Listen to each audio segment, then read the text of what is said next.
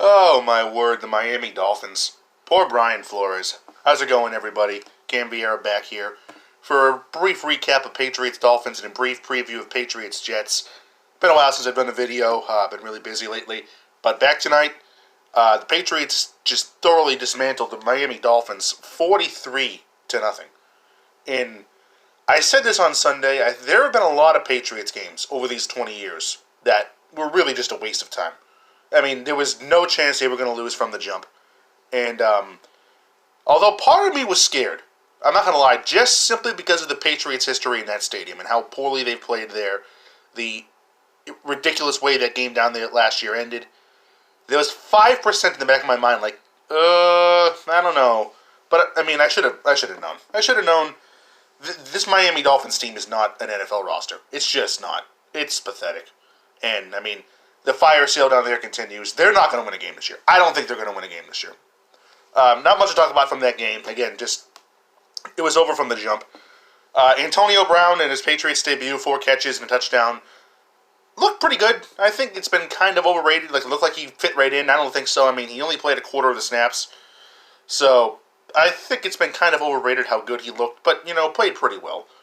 The thing for me, above all else, is just, I mean, how can you not laugh at that Dolphins team? Just because it's just the utter ineptitude for them dropping pass after pass, their running back ducking from balls. A ball hits their receiver right in his hands. He drops it into Jamie Collins' hands. Jamie Collins goes for a touchdown. That Dolphins team is not going to win a game. I said that a minute ago. They're not. This might be the worst football team ever assembled. And the fire sale down there continues. Before the season starts, they sell off Laremy Tunsil and Kenny Stills. Then they trade Kiko Alonso, and now they've traded Minka Fitzpatrick. And they might trade Xavier Howard. This team is absolutely just stripping it down and does nothing and starting from scratch.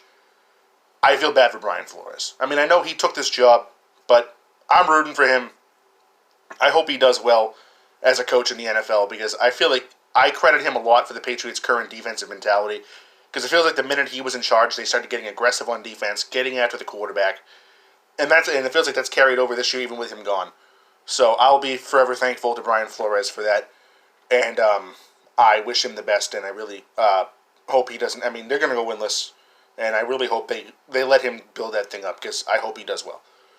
So, again, that's all you really got to say about that game. We're going to get into more league topics than Patriots topics tonight. Patriots played the Jets this week, 22.5-point favorites at home.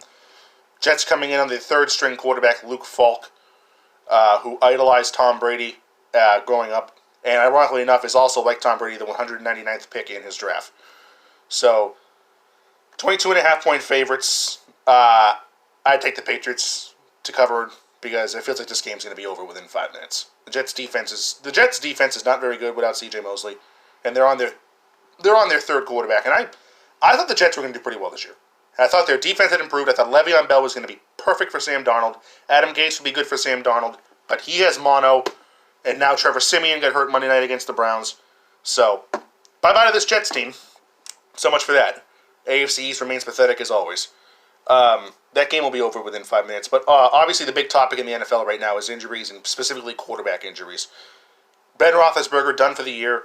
Drew Brees out for at least 6 weeks, maybe more. The Saints aren't putting him on IR, so that means they probably feel pretty good about it.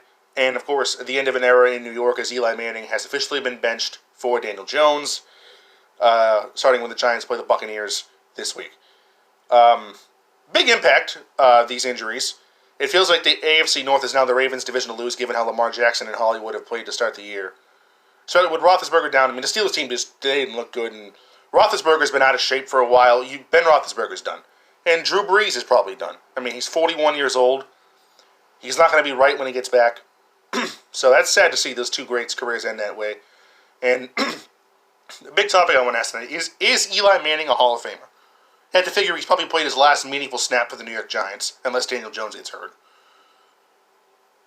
My vote is yes. And simply because of the fact, I weight postseason performance. And Eli Manning was average in most of his career. He's going to finish his career, if he doesn't start another game, with a 500 record. Exactly 500. But I'm sorry. First of all, if you win 2 Super Bowls, if you're a coach or a quarterback, you're almost a lock. So, Eli should be in.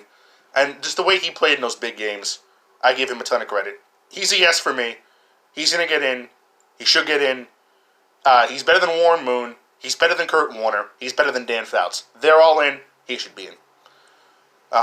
So that's basically it for tonight. Patriots-Jets again this week. I mean, the slate of games this week is absolute. I mean, I looked at the entire slate of games for this week. I found one compelling game. Chiefs-Ravens, Lamar Jackson versus Patrick Mahomes. That's about it. Again, this week, for the first time in NFL, for the first time since 1987. 1987, 32 years ago. There are 2 teams favored by more than 20 points. The Dolphins are 20-point underdogs to the Cowboys, and the Jets are 20-point underdogs to the Patriots. And I think both the Patriots and Cowboys will cover. I think right now this is shaping up to be a bad year for the NFL. Just not enough good teams. Too many injuries at quarterback. Nick Foles, Ben Roethlisberger, Drew Brees.